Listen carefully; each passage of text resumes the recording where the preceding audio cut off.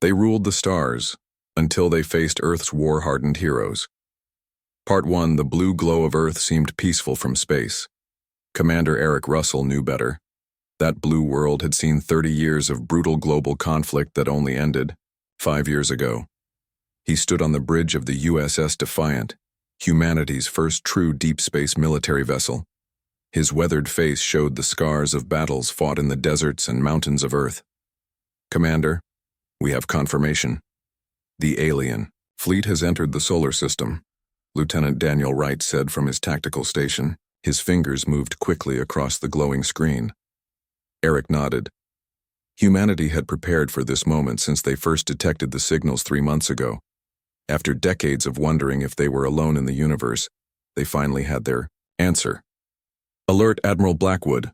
All crews to battle stations," Eric ordered. He didn't raise his voice. He didn't need to. Everyone on the bridge moved with practiced efficiency. Dr. Olivia Grant entered the bridge. Her dark hair was pulled back tightly, and her eyes showed the same determination Eric had seen in field hospitals during the war. "Medical is ready, Commander," she reported, "though I still hope we won't need it." Hope for peace. Prepare for war, Eric said. It was the motto that had kept him alive through 3 decades of conflict. The main screen showed 7 massive ships entering the orbit of Neptune. They moved with unnatural precision, forming a perfect V formation. Each ship was at least 3 times the size of the Defiant. "They're hailing us, sir," said the communications officer. Eric straightened his uniform. "Put them through." The screen changed to show a humanoid figure with pale blue skin and large, completely black eyes. It had no visible nose, and its mouth was a thin line across its face. "Greetings, people of Earth. I am Supreme Overlord Zixtar of the Arcturian Dominion. We come in peace and friendship." Eric had heard similar words from enemies before. They usually came right before an attack.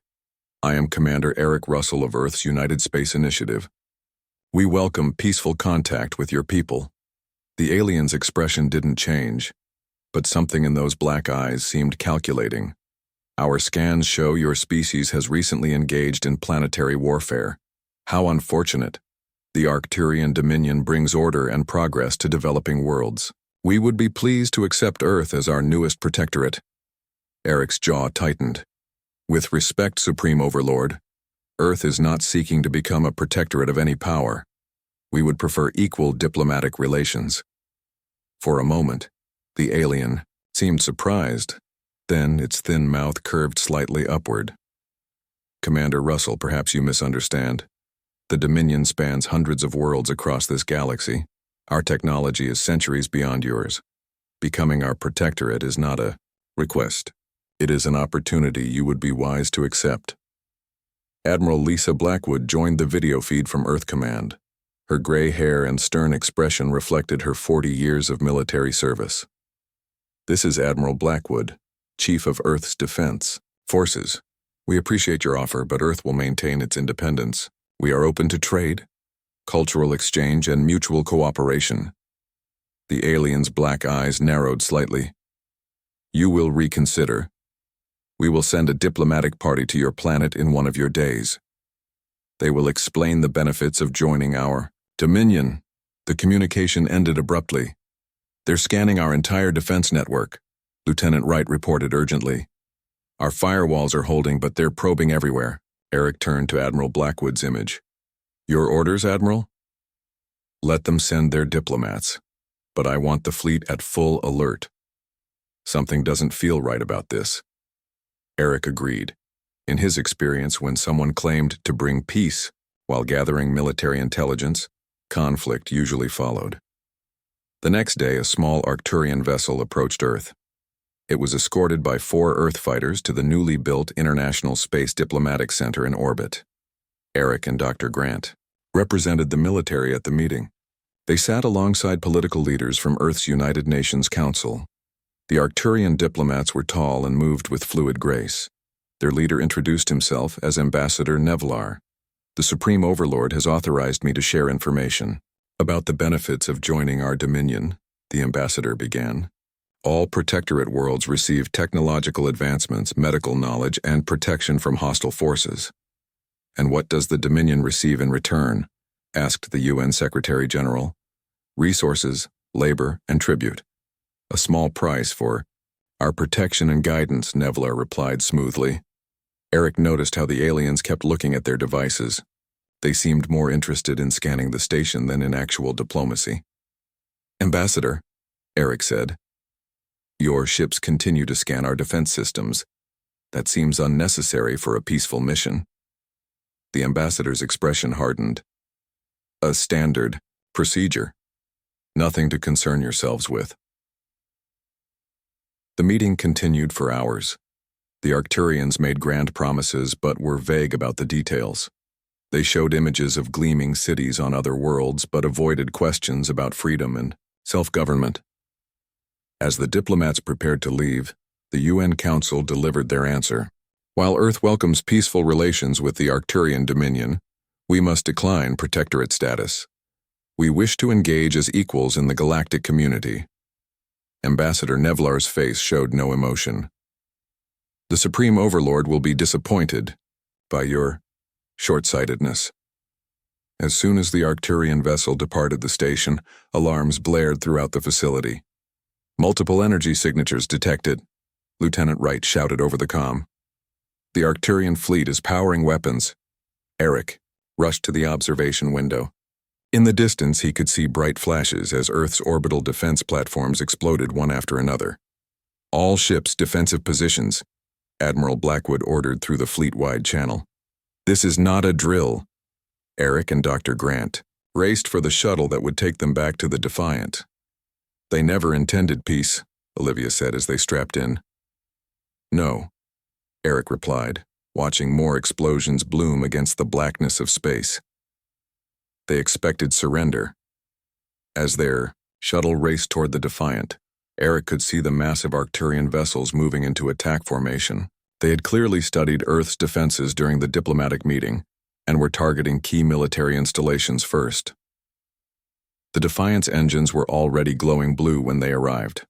The crew moved with the precision that came from years of hard training and real combat experience. Status report, Eric called as he took command. Arcturians have destroyed 60% of our orbital defenses, Lieutenant Wright responded.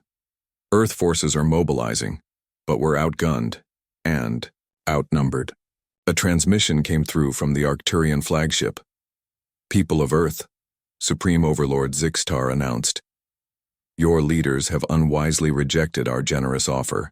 You now have 30 of your days to surrender unconditionally, or we will demonstrate the full might of the Arcturian Dominion. Those who resist will be eliminated. The transmission ended. Eric looked around at his crew. They weren't panicking. They had all seen war before. Earth had spent 30 years tearing itself apart before finally finding peace. Now they faced an alien threat, but they weren't helpless victims. Send a message to Admiral Blackwood, Eric ordered. Tell her the Defiant stands ready. A grim smile crossed his face. The Arcturians had conquered hundreds of peaceful worlds, but they had never faced humans. They had never encountered a species tempered by decades of warfare, a people who had survived their own worst impulses and emerged stronger. The Arcturians might rule the stars now, but they had never faced Earth's war-hardened heroes, and that would be their undoing. They ruled the stars until they faced Earth's war-hardened heroes. Part 2. The emergency meeting room under Geneva was packed with military and civilian leaders from across Earth. Admiral Lisa Blackwood stood at the front, her face illuminated by the holographic display of the Arcturian fleet positions. They've established a blockade around Earth, she said. Their technology is at least 50 years ahead of ours. Conventional warfare would be suicide. The room fell silent. Then a man in a simple gray suit stood up. John Carter had the weathered look of someone who had seen too much combat. Before becoming a diplomatic liaison, he had spent 15 years as a frontline infantry soldier. Admiral, with respect, we've been in worse situations, John said. During the resource wars, my unit was trapped for 3 months behind enemy lines. We were outgunned, outnumbered, and had no air support. We still completed our mission. Admiral Blackwood nodded. That's exactly why we're going to win this. The Arcturians may have better technology, but they've never faced a species that's been forged in the fire of a 30-year global conflict. Kai Martinez, Earth's lead intelligence analyst, stepped forward. The young man had barely slept in, the 3 days since the Arcturian attack. We've analyzed the data from the captured Arcturian scout ship, Kai said. There's something interesting here. In their records of planetary conquests, not a single species offered significant resistance. They all surrendered within days. They've never had to fight a real war, John realized. Precisely, Kai continued. They rely on intimidation and technological superiority. When a species surrenders, they implement their control systems gradually. It takes them months to fully occupy a planet. Admiral Blackwood's eyes narrowed. So they're not prepared for a prolonged conflict, or for an enemy that fights back using unconventional methods, John added. The plan they created was called Operation Phoenix. Earth would appear to crumble under the Arcturian assault, while secretly preparing a counteroffensive unlike anything the aliens had ever encountered. On the 5th day of the blockade, Commander Eric Russell and the USS Defiant led a small fleet against the Arcturian ships. From the bridge, Eric watched as Earth's vessels moved into formation. We need to make this look convincing, he told his crew, but minimize casualties. Our goal is to gather combat data, not win this battle. The Earth ships engaged the Arcturian fleet, their weapons barely penetrating the alien shields. The Defiant shook violently as it took multiple hits. Shields at 30%, Lieutenant Wright reported. We've collected enough data on their weapons systems.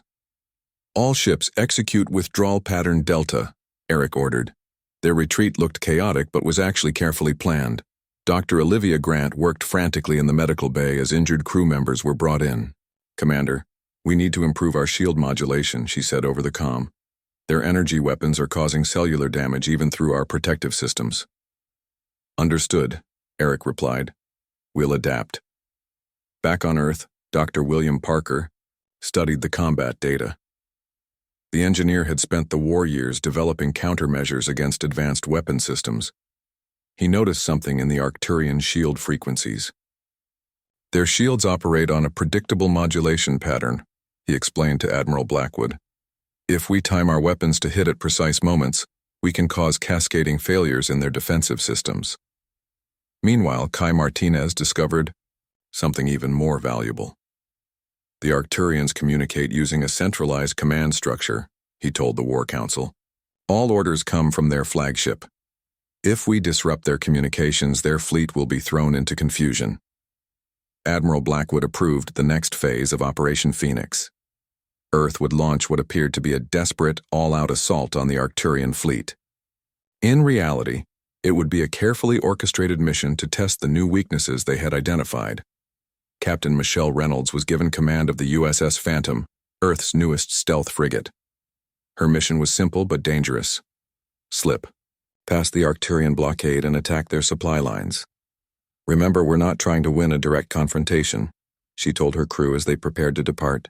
We're going to hit them where they don't expect us, then disappear before they can respond. The Phantom's stealth technology was developed during the final years of Earth's global conflict. It absorbed sensor signals rather than reflecting them, making the ship nearly invisible to detection systems.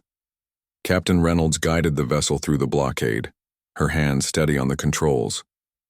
We've cleared the blockade, her navigator reported. No sign they've detected us. Michelle allowed herself a small smile. Set course for their supply depot near Mars. Let's show these aliens what happens when they threaten Earth. Bidonder struck without warning. Its newly modified weapons, adjusted to exploit the weaknesses in Arcturian shields, tore through the lightly defended supply ships.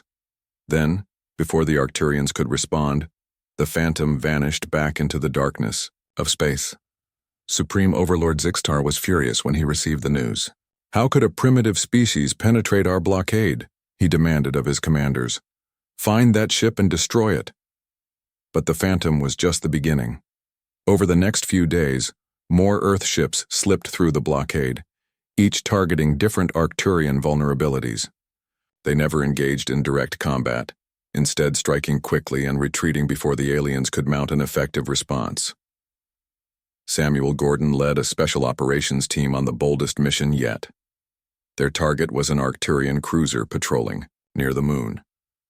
"We board the ship, capture their command systems, and extract before they know what hit them," he told his team of 12 experienced soldiers. Each had fought in the worst battles of Earth's global conflict. Their boarding craft, disguised as debris from earlier battles, drifted toward the Arcturian vessel. Once attached, Samuel's team cut through the hull and entered the alien ship. The Arcturians were completely unprepared for hand-to-hand combat. Their species had relied on technology for so long that they had forgotten the art of close-quarters battle. Samuel's team moved through the ship like ghosts, neutralizing resistance with practiced efficiency. "Download everything," Samuel ordered when they reached the command center. "We need to understand how they think, how they fight." 20 minutes later, they were gone, leaving behind confused and frightened Arcturians who had never imagined that primitive humans could infiltrate their advanced vessel. The intelligence they gathered was invaluable. Earth now had complete access to Arcturian battle plans, communication protocols, and tactical doctrines. "They've never adapted their strategies," Admiral Blackwood realized as she reviewed the data. "They've conquered so many worlds without resistance that they've become complacent." Earth's forces began exploiting this weakness immediately. John Carter noticed something else in the captured data. "Look at their military hierarchy," he told Admiral Blackwood. "It's completely rigid. No one makes decisions without approval from above." "Unlike our forces," the Admiral replied. "We learned during the war that frontline commanders need authority to adapt to changing situations." As the 20th day of the Arcturian ultimatum approached, Earth appeared defeated. Cities were dark to avoid targeting, and no large military vessels challenged the blockade. The Arcturians prepared for Earth's surrender. They didn't realize that humanity was preparing not to surrender, but to strike back with everything they had learned. "The next phase begins tomorrow," Admiral Blackwood told her commanders. "It's time to show these aliens that they've made a terrible mistake by threatening Earth." The Arcturians had ruled the stars for centuries, conquering hundreds of peaceful worlds. But they had never faced a species like humans, a species tempered by decades of war, who knew how to fight against impossible odds. And Earth was just getting started. They ruled the stars until they faced Earth's war-hardened heroes. Part 3 Captain Michelle Reynolds checked her ship's systems one last time. The USS Phantom hung silently in the shadow of an asteroid, waiting for the signal to attack. 5 other stealth vessels were positioned throughout the asteroid belt, each ready to strike at different Arcturian targets. "All crew to battle stations," she ordered quietly. "Remember, we hit hard and fast, then disappear before they can lock onto us." Her crew moved with practiced efficiency. Most had served in Earth's Navy during the global conflict. They understood the deadly dance of attack and retreat. "Signal from Admiral Blackwood," her communications officer reported. "Operation Thunderstrike is a go." Michelle allowed herself a small smile. "Launch attack drones first. Let's confuse their sensors." The Phantom released 24 small drones that raced toward the Arcturian supply convoy. The aliens detected the incoming objects and turned their weapons on them. While they were distracted, the Phantom emerged from hiding and fired its main weapons. The shots hit exactly where Dr. William Parker had predicted they would do the most damage. The Arcturian shields flickered and failed as their modulation patterns were disrupted by the precisely timed attacks. "Direct hits on 3 supply ships," her tactical officer reported. "Their escorts are turning to engage." "Launch second wave of drones, then prepare to jump to position Beta," Michelle ordered.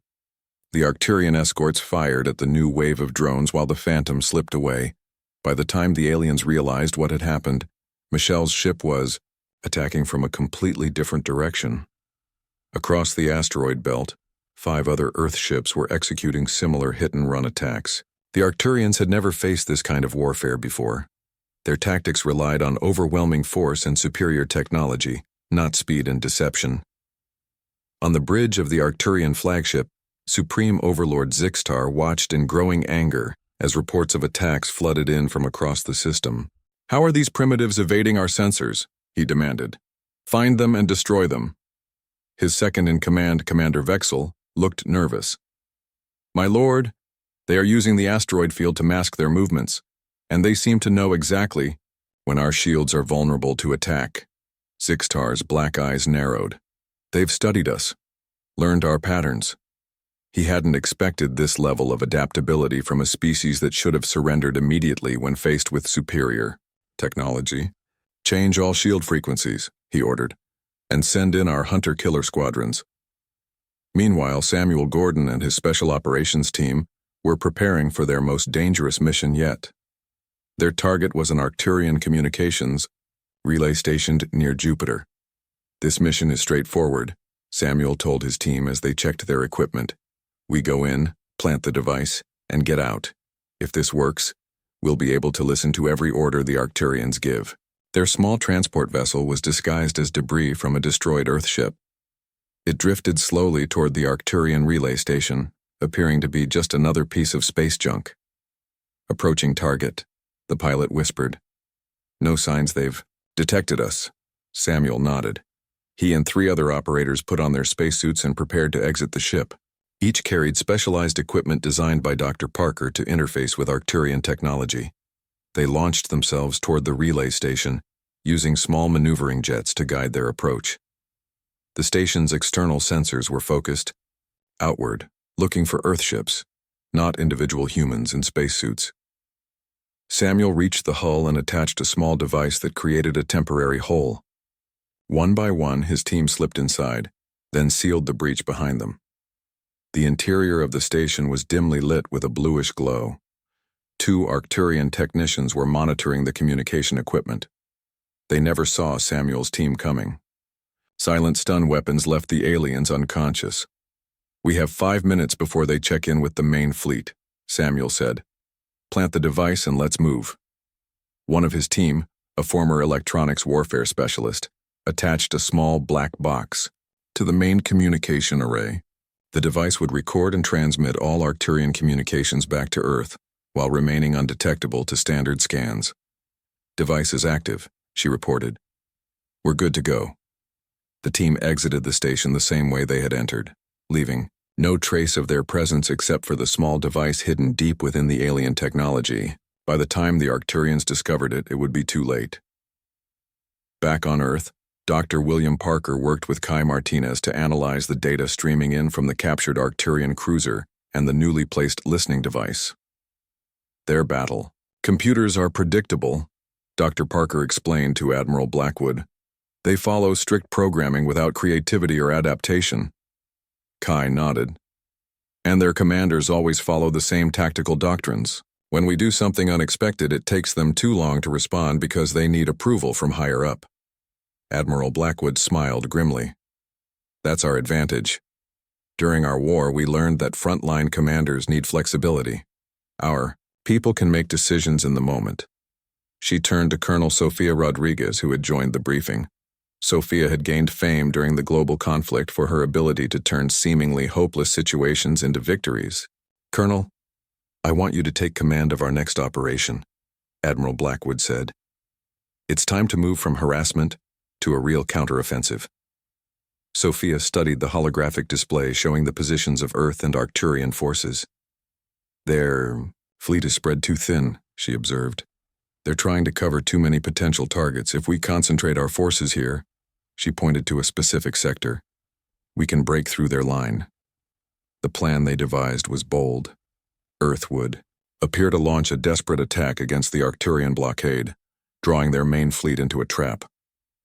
Meanwhile, Alexander Hayes and his squadron of fighters would target the Arcturians' communication ships. As the 25th day of the ultimatum dawned, Earth launched its counteroffensive.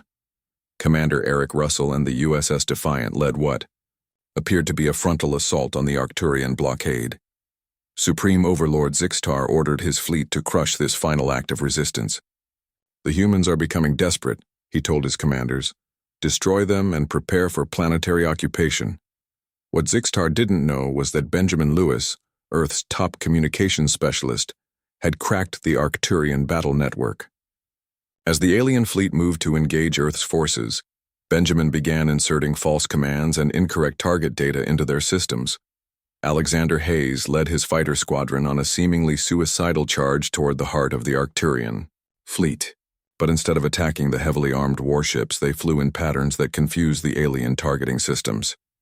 "Keep changing direction every 15 seconds, Alexander told his pilots. Their computers can't predict irregular movements. The fighters darted between massive Arcturian vessels, drawing their fire while larger Earth ships moved into position. The Arcturians fired at the nimble Earth fighters, but their weapons were designed to target larger vessels moving in predictable patterns. When the Arcturians finally realized they were being lured into a trap, it was too late.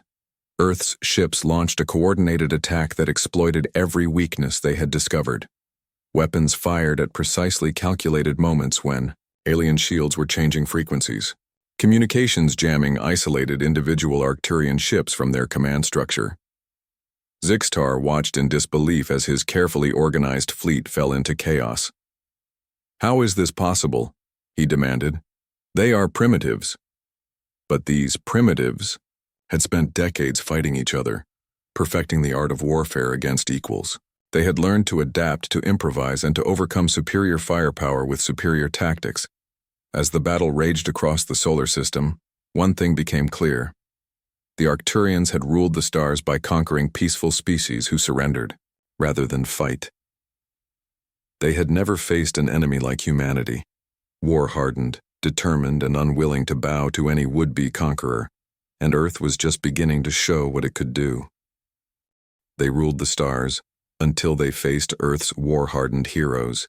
Part 4 Colonel Sofia Rodriguez stood before a large tactical display in Earth's underground command center.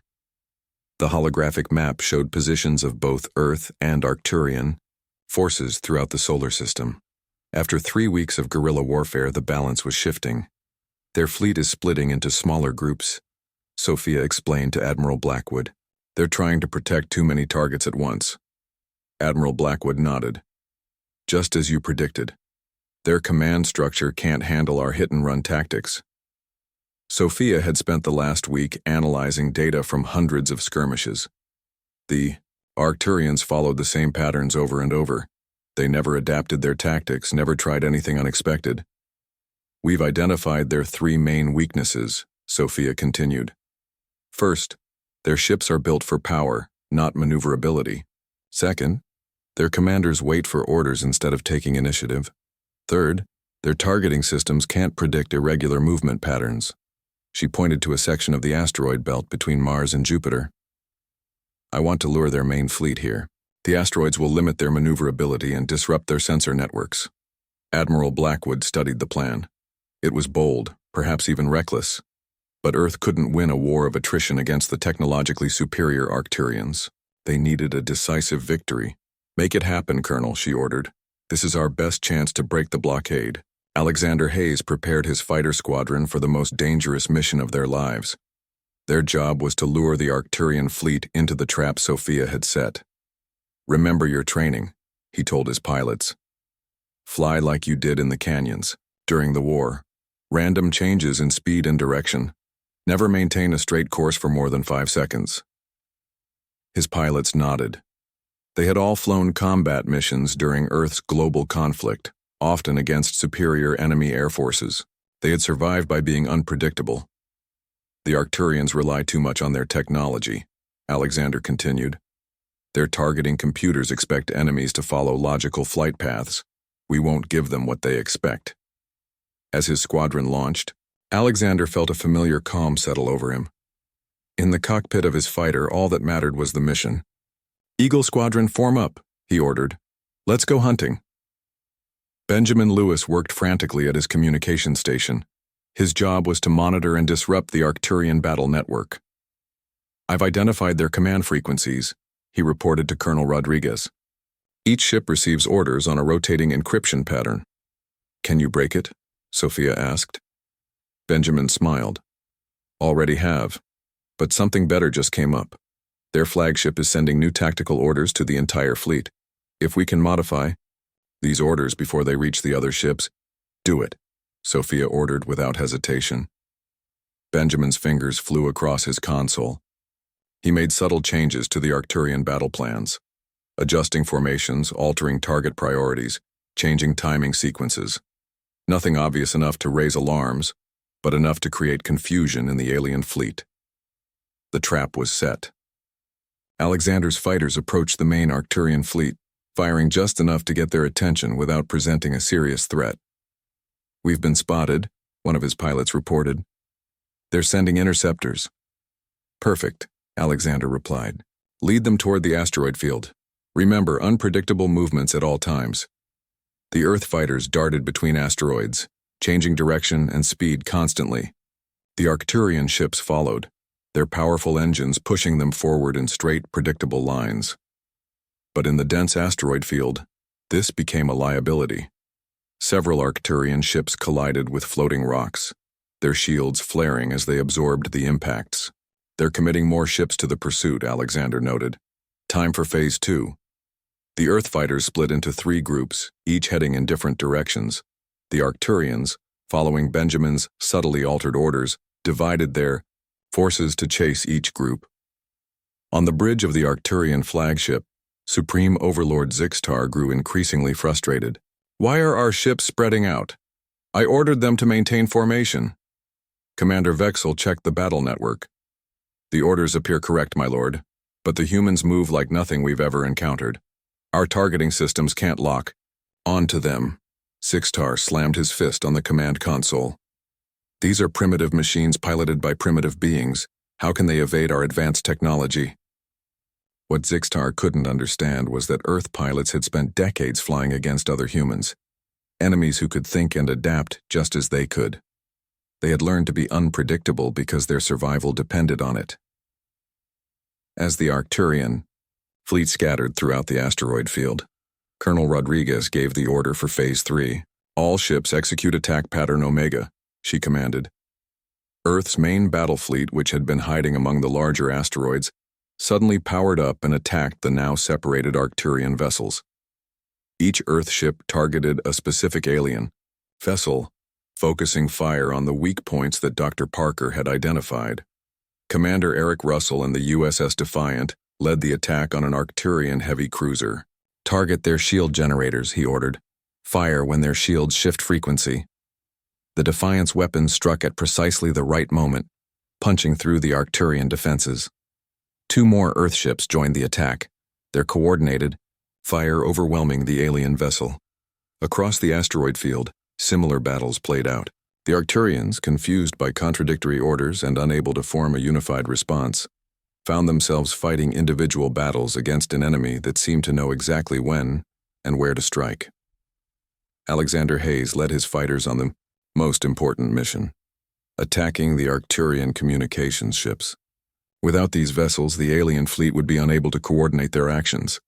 "Target their antenna arrays," he ordered his squadron. "Use the asteroids for cover." His fighters weaved through the battlefield, avoiding Arcturian weapons fire, while delivering precise strikes against the lightly defended communications vessels. One by one, the alien communication ships went dark. "Communications network is down," Benjamin reported excitedly. "The Arcturian fleet is cut off from their command structure." Colonel Rodriguez watched the tactical display as Arcturian ships began to drift out of formation. Without clear orders, some alien commanders retreated while others pressed attacks on their own initiative. The once coordinated fleet was dissolving into chaos, but the battle was far from over. One massive Arcturian vessel moved purposefully through the asteroid field, Supreme Overlord Zixtar's flagship. "They're heading straight for our position," Sophia warned. "All ships, prepare for heavy assault." The Arcturian flagship was nearly 3 times the size of Earth's largest vessel. Its weapons could destroy multiple Earth ships with a single volley. "We can't match its firepower," Admiral Blackwood acknowledged. "But we don't need to. We just need to keep it occupied while our forces deal with the rest of their fleet." Alexander Hayes studied the flagship's movement pattern. It maintained a steady course, its massive engines driving it forward regardless of obstacles. Several smaller asteroids were simply vaporized by its forward weapons. "It's not trying to evade," he realized. "Their flagship is too big to maneuver quickly." An idea formed in his mind. Dangerous, possibly suicidal, but potentially decisive. Eagle Squadron, form up on me, he ordered. I have a new target. His fighters regrouped and turned toward the Arcturian flagship. They would have one chance to make this work. As the battle raged across the asteroid field, the tide was turning. Earth forces had destroyed or disabled nearly a third of the Arcturian fleet. But Supreme Overlord Zixtar's flagship remained the greatest threat, and Alexander Hayes was flying straight toward it. The fate of Earth now rested on the skills of its war-hardened heroes, facing the greatest challenge they had ever encountered. They ruled the stars, until they faced Earth's war-hardened heroes. Part 5. Alexander Hayes led his squadron of fighters directly toward the massive Arcturian flagship. From a distance, it looked like a floating city, bristling with weapons and surrounded by energy shields. Stay in attack formation, he told his pilots. Remember the plan. We're looking for the shield generator nodes. According to the data gathered by Nathan White, Earth's intelligence officer, the Arcturian flagship had 6 shield generators spread across its hull. If they could knock out even 2 of them, it would create a weak point for larger Earth vessels to exploit. Eagle 2, take your group left. Eagle 3, go right. My team will attack from above, Alexander ordered. The Earth fighters split into 3 groups, each targeting different sections of the flagship. The Arcturians responded immediately, launching their own interceptors and powering up defensive weapons. Incoming fire, warned one of Alexander's pilots. Evasive maneuvers, Alexander replied calmly. Remember your training. The Earth fighters darted and weaved, their unpredictable movements making them difficult targets for the Arcturian weapons. They had all flown combat missions during Earth's long war, often against superior enemy forces. They knew how to survive when outgunned. Meanwhile, aboard the USS Defiant, Commander Eric Russell watched the battle unfold. His ship had taken heavy damage, but was still combat capable. Status report, he demanded. Shields at 30%. Weapons at 65%, Lieutenant Wright responded. But Sir, Hayes's squadron is attacking the Arcturian flagship. They're drawing away most of its defensive fire. Eric saw the opportunity immediately. Set course to support Hayes. All. Power to engines and weapons. We need to hit them while they're distracted. Dr. Olivia Grant entered the bridge, her medical uniform stained with blood from treating the wounded. The medical bay is full, Commander. We can't take much more damage. One more push, Olivia, Eric said. This could be our chance to end this. The Defiant accelerated toward the Arcturian flagship, joined by 2 other Earth vessels. Together, they formed a small but determined attack group. Alexander's fighters had reached the flagship's hull. They skimmed along its surface, searching for the shield generators. Target located, Alexander reported as he spotted the first generator. Firing now. His weapon struck the generator, causing a small explosion. The flagship's shields flickered, momentarily. 1 down, 5 to go, he told his squadron. As they searched for the next target, Alexander saw a massive energy buildup in one of the flagship's main weapons. It was aiming at the approaching Earth vessels. Commander Russell, they're targeting you, he warned over the comm. Eric had already seen the threat. Evasive maneuvers. All ships, scatter. The Defiant and 1 other Earth ship veered away just as the Arcturian weapon fired. The 3rd Earth vessel wasn't fast enough. The energy beam struck it directly, cutting through its shields and hull like they were paper. The ship exploded, leaving nothing but debris. 200 people, Eric whispered, watching the destruction. Anger replaced his shock. All weapons, target that main cannon. Fire everything we have. Alexander saw their opportunity. Squadron, the cannon housing. Their shields are weakened there after firing. His fighters swooped toward the massive weapon, firing precisely at the weak point. Their combined attacks penetrated the flagship's defenses, causing a chain of explosions along the weapon housing. Direct hit, Alexander reported. Their main cannon is disabled. On the bridge of the Arcturian flagship, Supreme Overlord Zixtar could not believe what was happening. For the first time in his long life, he felt fear. How are they doing this? he demanded of his commanders. They are primitives with inferior technology. Commander Vexel had no answer. The Arcturians had never faced an enemy like humans before, a species that had spent decades fighting themselves, perfecting the art of war against equals. As the battle raged around the flagship, a small transport approached Earth. Inside was Rebecca Hudson, a diplomatic officer who had been working on a different kind of victory. For weeks, she had been in secret communication with representatives from other species conquered by the Arcturian Dominion. Through encrypted channels provided by Benjamin Lewis, she had shared Earth's resistance tactics with these subjugated worlds. "The coalition is ready," she reported to Admiral Blackwood. "As soon as we deliver a decisive blow against the flagship, they'll rise up against their Arcturian overlords." Admiral Blackwood nodded. "Then let's give them what they need." She opened a channel to all Earth forces. "This is Admiral Blackwood. Commence Operation Liberty. I repeat, commence Operation Liberty." Earth's remaining capital ships formed a spearhead, with the damaged but determined USS Defiant in the lead. They accelerated toward the Arcturian flagship, their weapons charged to maximum.